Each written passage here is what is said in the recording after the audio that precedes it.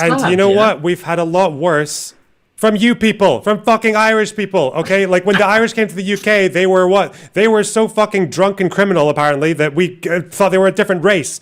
So if it isn't obvious enough already, I've been pretty vocal about my anti-immigration stance in Ireland. Every time I speak out against immigration, there's some big-brained giga-chad who makes something like the following argument. You're Irish and you're against immigration. Isn't that ironic? Because the Irish immigrated to other countries when they didn't have no more potatoes. And instead of typing out a long-winded, verbose answer to this comment every single time it comes up, I'd like to address it here once and for all so that I can just reference it and save everybody some time. And just to be clear, in the beginning I used a clip from my conversation with Lonerbox, but his argument was different in the context of that conversation, so this isn't a jab at him. This isn't Lonerbox's argument that I'm addressing. I'm from Pakistan. Is the Irish government helping you here? Yeah, Irish government is helping me very much. Irish government gave me €100 of Dunnes store of Dunnes shopping cart, and every week they gave me like €113. And they pay for your accommodation as well. Yeah. Fantastic. And so your food, your accommodation. And how else does the Irish government help you? I suggested that Irish government provide the transportation service as well. So if you wanted to go to Dublin tomorrow, they would pay for you going to Dublin? Yeah, the full payment. Just fantastic that they're paying for everything. You're so lucky. You know what I mean? This is fantastic. What about healthcare? Do they look after your healthcare too? Yeah. The first and most obvious one in debunking this stupid argument is the welfare state. Historic Irish immigration is incomparable to the modern day immigration crisis we're seeing. Irish people were genuinely escaping a famine. There was no incentive to make a dangerous journey across the Atlantic. There were no free phones, free accommodation, free food, free clothing awaiting the Irish when they made those dangerous journeys across the Atlantic. The current situation would be unfathomable, that people would pretend to be gay in order to get into the country and start claiming benefits. We're spending $1 billion every year on accommodation alone. The native citizens weren't paying for driving lessons for the historic Irish, probably because they hadn't invented cars yet, but you get the point. According to our own government, 80% of those asylum seekers are economic migrants. And I can guarantee you those numbers would drop if we stopped handing out so much freebies. The Irish people wouldn't be so incensed if we weren't footing the bill for all this immigration. And this isn't a new concept. As Milton Friedman said long ago, you cannot simultaneously have free immigration and a welfare state. And that's de facto what we have. Ireland is undergoing a severe housing crisis that's disproportionately affecting the young and the working middle class. Sent easily hundreds of emails, and not one has offered a place.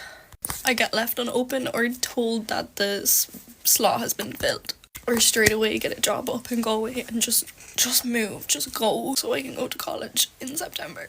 And I've been putting off explaining this because I didn't want work or my works to know that I was leaving to go to college in September. But I don't care anymore because I have been trying so hard the past nearly year to make something of myself, move out, go to college, and I just feel shocked. This is reality, and it's so unfair. We are here in Clontarf with Madge, John and Ger, who are facing eviction from the home they've lived in. Madge, this is clearly a very upsetting time for you. You're 79. I'm here 37 years and I'm 79 and I'm battling cancer. While there were housing problems in the countries that the Irish historically emigrated to, it was nothing like our contemporary housing crisis. The sheer amount of people affected by this crisis spans across the working and middle class. In Ireland, you can be wealthy, have a decent job, and still have no chance of getting a home. Not only is the scale larger and it's affected way more people, but the other major difference is the aforementioned welfare issue. Not only are you competing with more people who are being imported into the country, you're also paying for it through taxes. To elucidate how ridiculous it is, we're paying over $1 billion per year to house people in our country when we're struggling to house our own people. And the young people of Ireland are so despondent that 52% of them think that they'll never own a house. What kind of future have we created for the young people of Ireland? 68% of Irish adults between 25 and 29 are living at home, compared to Denmark at 4%, Finland at 5%, and Sweden at 6%. Sweden, who recently started to restrict immigration. This line is very revealing. People concerned about access to housing and access to services are somewhat less positive towards immigration than people concerned about racism, climate change, or poverty in Ireland. Because wanting to house the world and save everybody is a luxury belief. The people who want more immigrants aren't the ones who are being affected. They have their house in their gated community. They're busy worrying about their carbon emissions while young Irish people can't afford a house. Another pretty obvious one for anyone with a modicum of intelligence, which is probably not the people who are making this argument, but the sheer number of people coming into Ireland is pretty unprecedented. Probably around 3% of England were foreign born in the 19th century, and they were primarily Irish. Compare that to the 22% of the contemporary Irish population isn't born in Ireland. 3%, 5% can be assimilated over time, and they don't threaten the destruction of the culture of the native population. Are you familiar with that man or a bear debate, where the guy asks, would you rather encounter a random man or a random bear in the forest, and women overwhelmingly chose the bear? Would you rather be stuck in a forest with a man or a bear? A bear. A bear. A bear. I trust them more. Or bear? A bear.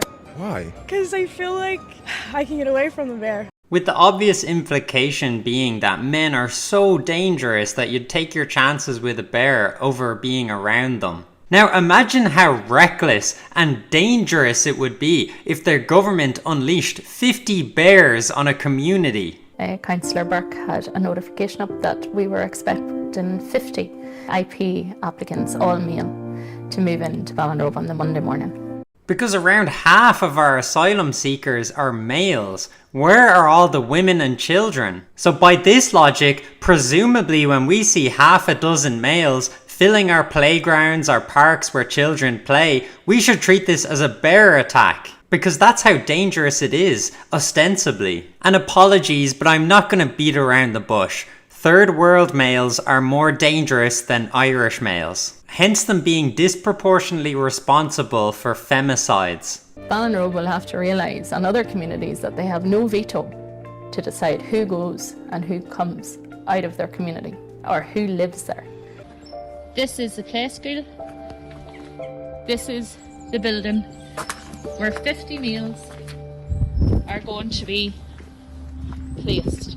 A distinguishing feature of Irish immigration was the large number of females, often young single women, who emigrated to America. An army of young single women. Now that's where I want my tax dollars going. Am I right, fellas?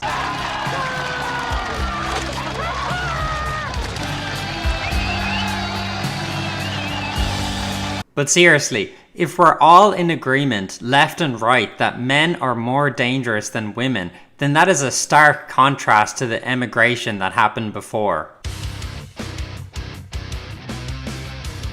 There are other differences that are worth exploring, like the fact that the Irish immigrated to mostly English-speaking countries because of the shared language. Obviously, there's a bit of a clash when you can't speak the language of the natives, and we're in these stranger than fiction situations where two men can rape a woman in Galway and they need an interpreter in court that we're paying for, by the way. Also, probably an interesting topic is the similarity of Judeo-Christian values versus the Muslim contemporary immigrants that we have today. But the final thing I wanted to rebuke about this stupid argument is, so what? What is the argument these people are trying to make when they bring up historic Irish immigration in the context of immigration to Ireland today? Is it because of some cosmic justice that because some Irish ancestors, and not mine evidently because mine were still here, emigrated because of a genuine famine, I have to help the whole world now? Because America historically helped some Irish people, usually for their own gain, I have to accept and pay for Somalis to my own detriment, to the destruction of my community and my culture? If someone invaded Germany and started placing them in concentration camps, would we all just sit there and say, huh, ironic that Germany's complaining about concentration camps? Can we not ruminate for 3 seconds and realize how stupid that is? To punish people for events that they have no tangible connection to.